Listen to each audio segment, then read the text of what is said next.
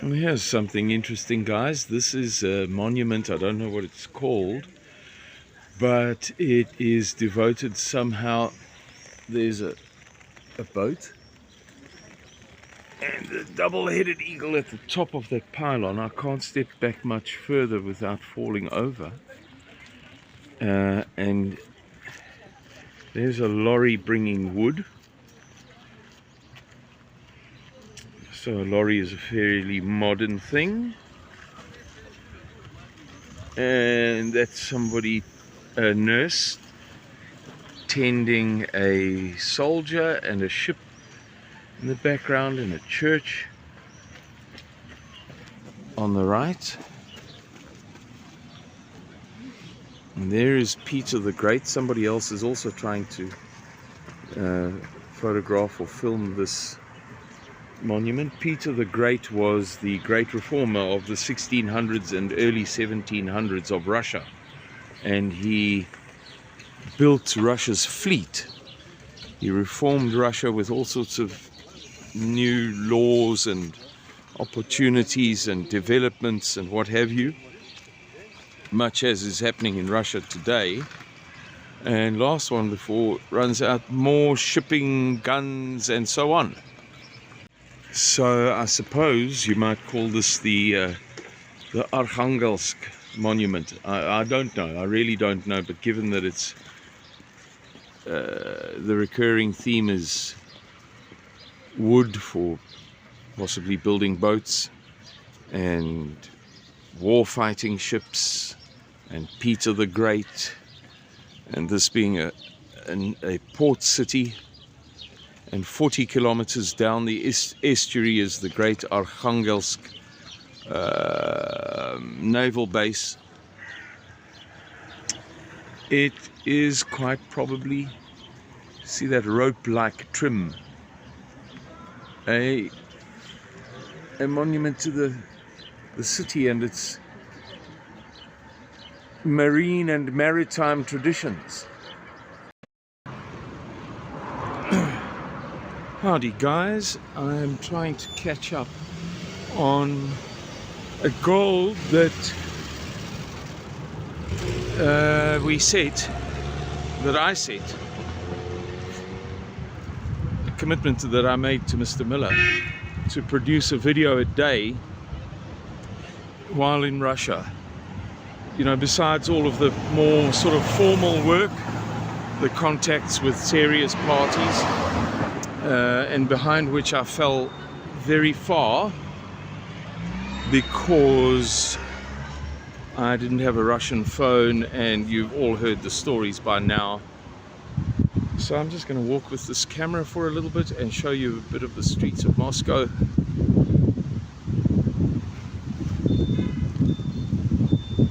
There we go, we've got 21 seconds to cross. And we're over.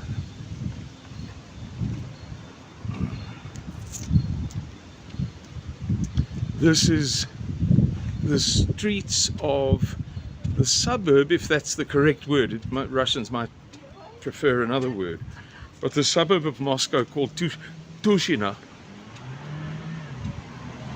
This is the CBD. I think that's fair to say. And we're walking towards the Kaleidoscope shopping center to go to the Megaphone cell phone shop to get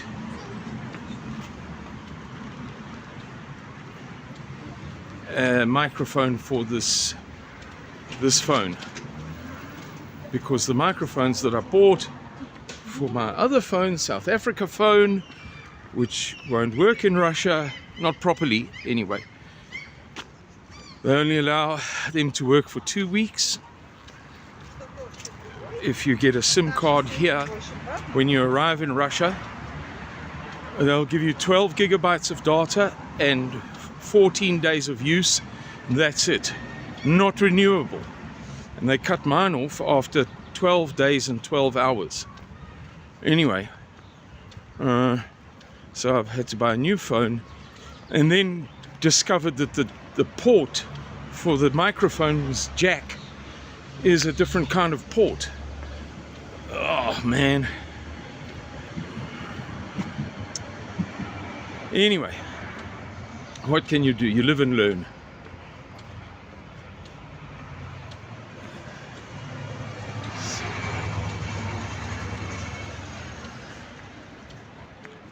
So this is just a walk and a chat, trying to catch up on video content, not having a specific, profound and important theme, but just sharing with you what it looks like on the streets of Moscow. That's a bookshop, by the way. It's a good bookshop.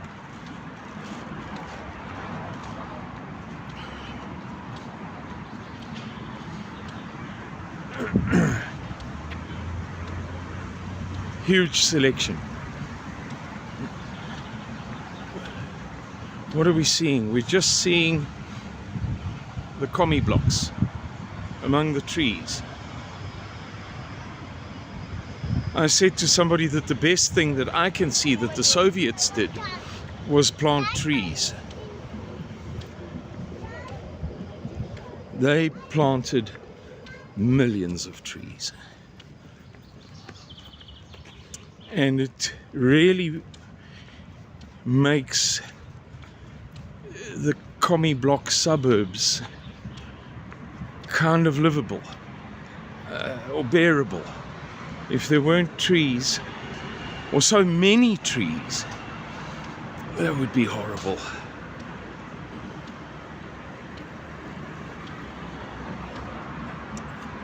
That's one of the aptekas that I've referred to. There's thousands of them, pharmacies everywhere, everywhere. And I'm told that the reason is not because everybody's ill, but because in the ferocious Russian winters, people have coughs and colds and flu and pneumonia, and because walking is a big thing here. In the dead of winter, in minus 25 degrees Celsius, you don't want to have to walk far to get medication. And let me clarify, that is not to say that there isn't public transport or that people don't have cars. Best cars I've ever seen in my life are here in Moscow. There's Kaleidoscope. I thought that I was still a block away. There it is.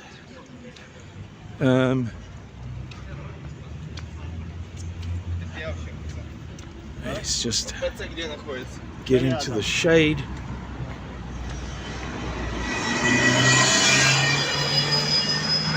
Kaleidoscope. The cars, like, you can't believe here, fancy cars, and public transport is second to none.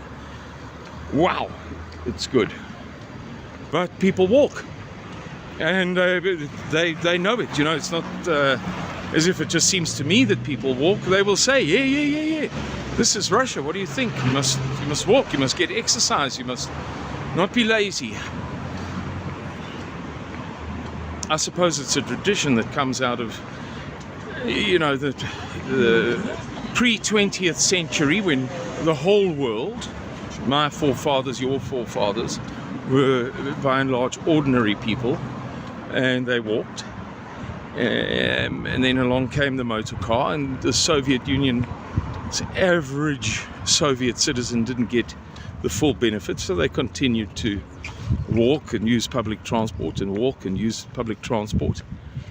And now it's a habit of which they're proud and which they practice avidly.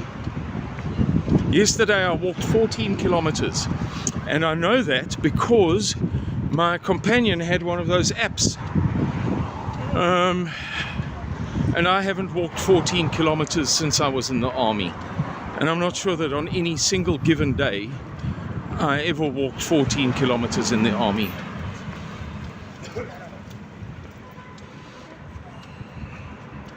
My legs are kaput. By the way, we're on 31. If you've been following my tally of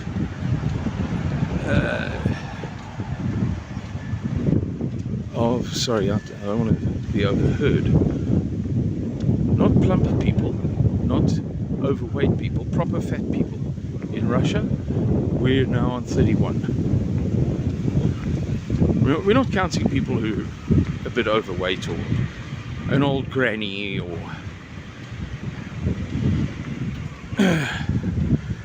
a guy with a bit of a boop, a bit of a gut. We're talking, you know, morbidly fat, obese, problematic. Oh, there we go, got a cross, we only got 3 seconds, 2 seconds, 1 second. Did you see the little countdown timer? Okay, now we're going into the kaleidoscope and you can see for yourself. This is just a suburban shopping center, nothing to write home about. But you will be able to tell for yourself that there's no shortage of first world what? First world wealth, first world luxury, first world material benefits, first world goods and services.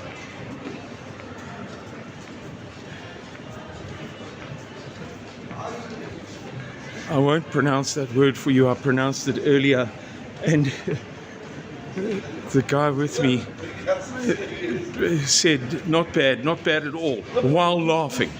So clearly it wasn't that good either.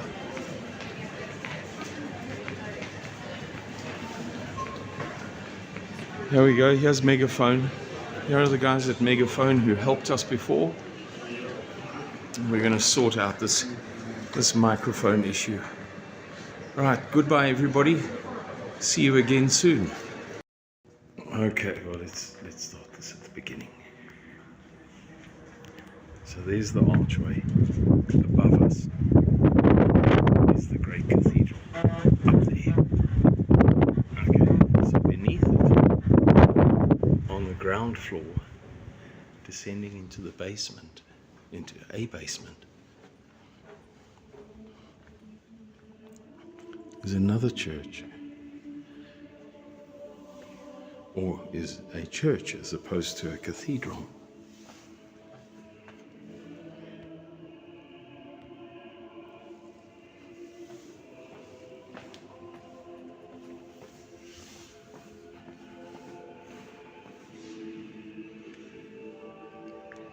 Look how beautiful this work is.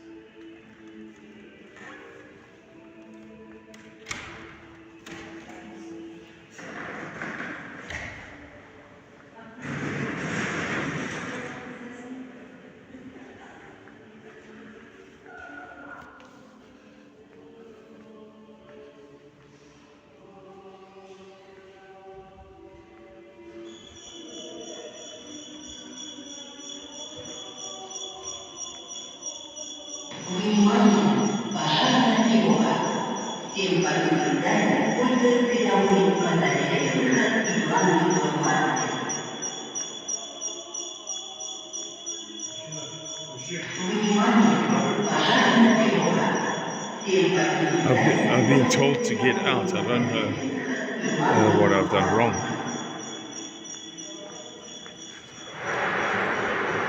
People are running as if there's an emergency, or it's a general evacuation. Goodness gracious.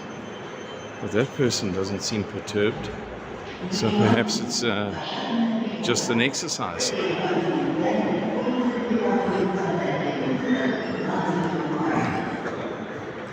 I suppose it must be just an exercise.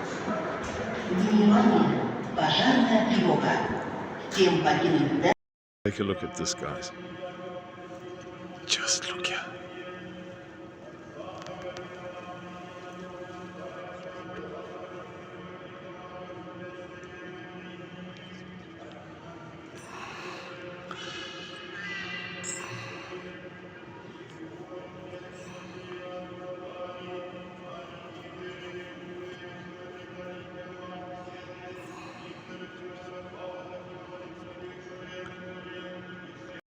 Okie dokie, Suidlanders. We are in Patriots Park, which adjoins, I'll show you now, to give it the full name, the main cathedral of the Russian Armed Forces. That's the full name of it. I'm gonna reveal it to you in a minute. It's morning here. It's about 9:30, so the sun is low, and some of this footage is going to be rubbish, practically looking into the sun, but it is spectacular. It's incredible. Just look at that arch there. I'm here with Yevgeny, who is a little bit of a, what is he? He's a boy genius. Yevgeny, he can't hear me saying this now. He's wandered off to look at another statue, another monument. But he is a master's student at one of Russia's top universities, one of the 2 top universities in all of Russia, and it's an achievement or an opportunity that you can't buy your way into. They place a very heavy emphasis upon having the university, let me explain, is devoted only to foreign affairs. There's you have to do a course with 10 subjects for a degree, and those subjects vary from philosophy to mathematics. They're all set. You can't choose your subjects. Philosophy, mathematics, history, geography, aspects of international relations, and the idea is to produce the best diplomats in the world, like Sergei Lavrov. And that, even though it's such a limited university, specializing just in that very narrow field of international relations, the standards are so high that it's, well, as I say, one of the 2 top universities. Yevgeny has caught us up. Huh? Yevgeny has caught us up. Give in English the name of your university, please. Moscow State University of Foreign Affairs. Moscow State University of Foreign Affairs. And the other of the 2 top universities in Russia is the Moscow State University. Yeah. So they're 2 completely separate institutions. The one is just for foreign affairs. The other one presumably produces everything else. Just look at this arch. When we get nearer, I'm going to ask you to translate the inscription. And nothing's forgotten, no one's forgotten. Ah, okay. Nothing's forgotten. That sounds very dark and vengeful. Yevgeny? It's more of a lest we forget. Yes, okay. And the insignia is obviously of the Greek Orthodox, not the Greek, I beg your pardon, the Eastern Orthodox Church, or the Russian. Yeah, you're correct. It's a symbol of Constantine the Great. It's a symbol he saw before the battle. Of the Milvian Bridge. Yeah. In hoc signo vincis. Exactly. It's a, I don't know how to pronounce it in English, Chiro. Yes. It's basically Christos. Yes. Christos. And yeah. Alpha and Omega. Yes. Okay. And what is the... okay, so the X is the G, yeah, and the P is the R in Latin script. Okay. But I mean to say, that's a P in our script, but it's R for you. For Greek. Yes. Yeah. So the X is the CH, to keep it simple, for the audience's sake, of Christ. And the P is the R for Christ, but just in different script, obviously. Okay, so Christ, the Alpha and the Omega. Yeah. Christ, the Alpha and the Omega. Magnificent. Magnificent. Absolutely magnificent. I didn't have a say. Evgeny has a very demanding life to lead as one of the world's top foreign affairs students. But I saw photographs of this place at night, and if it had been up to me, I would have said to him we should go in the late afternoon so that we can catch the night as well, but that would have been 10 o'clock at night. The sun is setting very late. So my point in this video to you audience members is simply, it's magnificent, and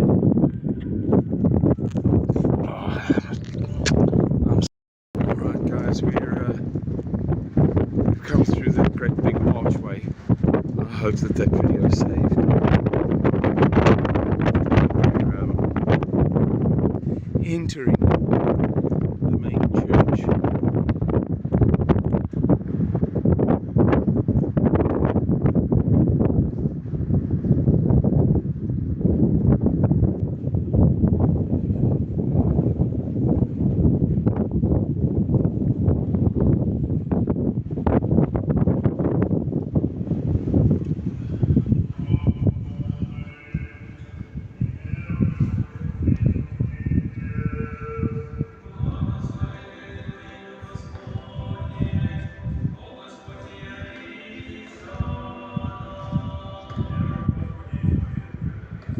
It's a Monday morning. The morning services are being conducted.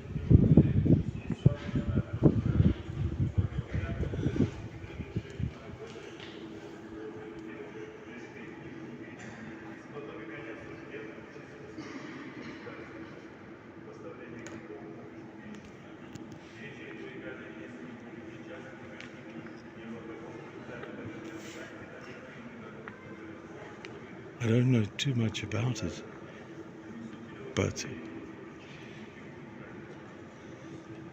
some of the metal, a lot of this is metal. It's not wood or tile or brick. We're walking on, this is a metal floor, a steel floor, and I'm told that some or much, I don't know, of the metal used to build this cathedral comes from German World War II armor. Melted down hulls and tracks of tanks, for instance.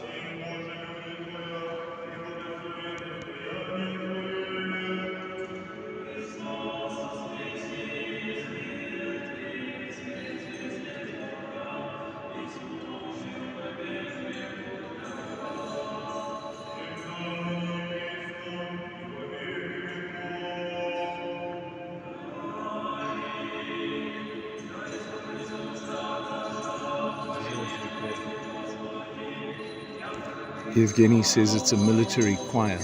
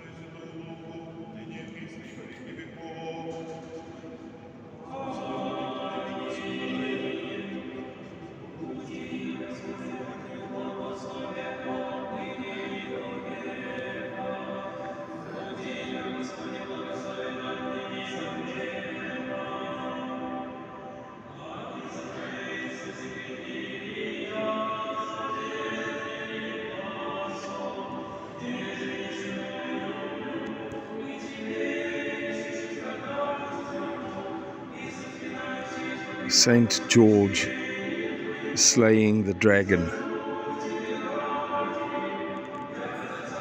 In this case represented, or the dragon exposed as the devil.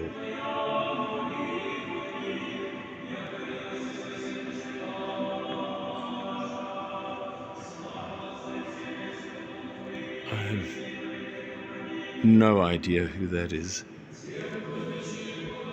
But obviously this entire place celebrates the achievements, military achievements of Russia. Russia is known as, I'm going to mispronounce this, but the Kation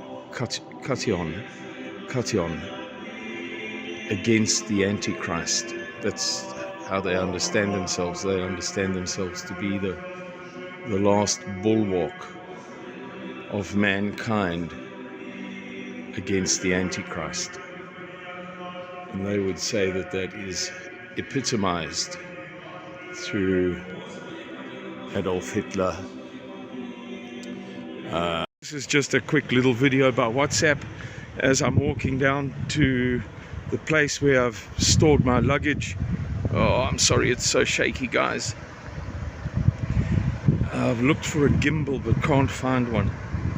You know, it's one of those things that keeps these professional YouTubers. Let me just flick this. Sorry, everybody. I'm such a hopeless videographer. Inflection.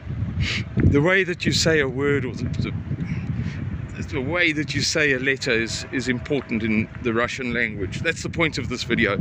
I've just had a great experience with old Boris. You will have seen that video. I'm just leaving his shop, and I got a bit disoriented, and I said to him, "Oh, Boris, Kaffee Einstein, Kaffee Einstein, Kaffee Einstein," and he didn't understand what I was saying. So I said to him, "Kaffee Einsteiner?" Ah, of course. Well, that makes all the difference. I mean, what kind of an imbecile says Einstein? Who could possibly recognize that name when it's Einsteiner? So there it is across the road. You won't be able to read it, but that's in Cyrillic. Kaffee Einsteiner.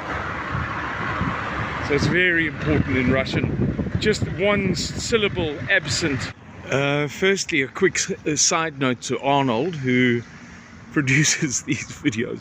Arnold, I just realized I've been using some of the wrong WhatsApp channels to send you content. Please forgive me and tolerate the error. It'll probably continue to happen. It's just a completely thoughtless thing, but it comes to the same place, ultimately, to you.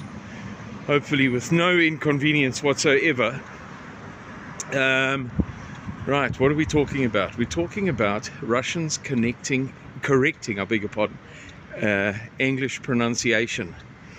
So for instance, at the hotel, this is one particular, but there've been other instances at little shops. If you say packet, they'll say, as the one woman said to me, "Simon, what is packet? What is packet?" Paket, Simon, paket. Packet is obviously an English word. It was funny to me. And it's not the only case in point. There's another one, and I just can't think what it is, man. Oh dear. There are those food delivery things that charge up and down the pavements. Central Asians are a nuisance. They just don't care about the law. Okay, so we continue with a little bit of a tour of a shopping center in Moscow. This is the Kaleidoscope Shopping Center. I came to get a microphone for this Russian phone that I bought the other day. I bought it assuming that it would have a standard port for the jack of the two microphones that I have. No, the port is non-standard, and I've just been informed by the retailers that the importers, let me straighten this a bit, have not been bringing in microphones for quite some time. Dear me, it never ends, I'm telling you. I'm going to go to the food court and get lunch. I've got a long time to go before I catch my train.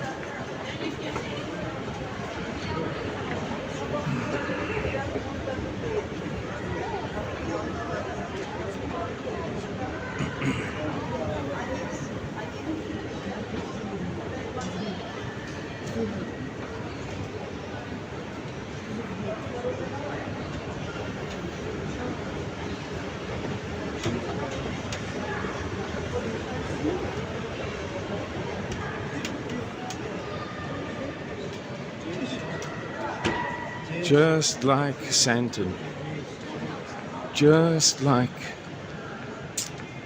I don't know, Gateway.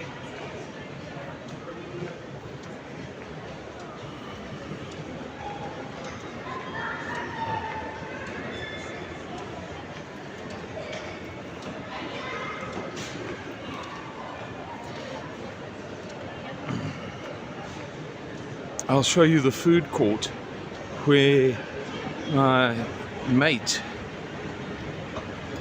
left his bag when the two of us decided that we both wanted to go to the toilet at the same time, and both ended up leaving our passports and money, and, well, not passport in his case, but money and so on, our goods, our valuables, on the table.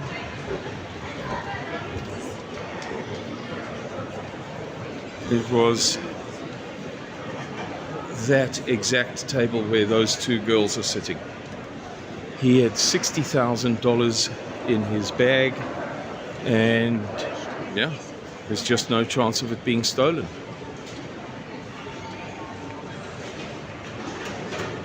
As I say, just like Johannesburg.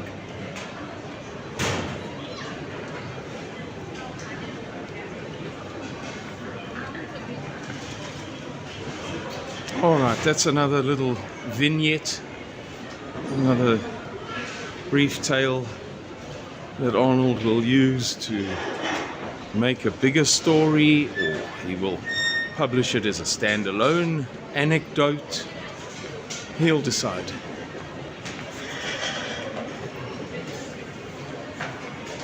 I am at Rostick's and I'm going to order Kentucky Fried Chicken.